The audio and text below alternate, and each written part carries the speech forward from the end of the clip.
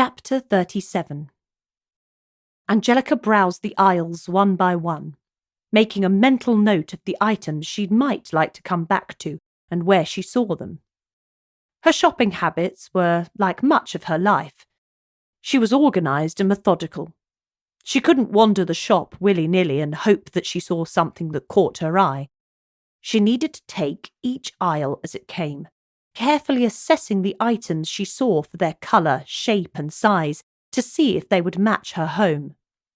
It was more difficult adding to and subtracting from an existing room than it would have been starting from scratch, but she didn't have that option.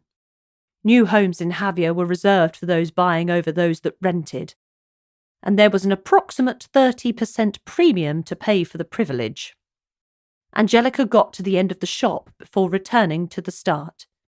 She picked out a couple of smaller pieces of wall art that would go together well, even though they were in different colours and from different collections. She had an eye for what would work together. The blue of one was the same hue as the green from the other, and the blue and green striped rug picked both of them out perfectly. There were far too much sea-washed greens and blues in Javier for Angelica's liking.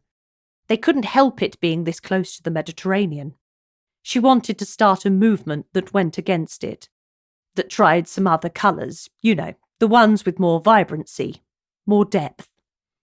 Angelica took her items to the checkout with a smile on her face telling of a mission accomplished. With her hands full and without easy access to her pockets, she used the pay function on her phone to purchase the items. As Angelica closed down the pay function, she spotted a message on her phone, thinking it might have been from Javi or Delia, and connected to the case. She opened it. The message wasn't from Delia. It wasn't from Javi. It was another abusive message. Angelica had received many of these over the past few months. None had hit her with quite as much of a shock as this one.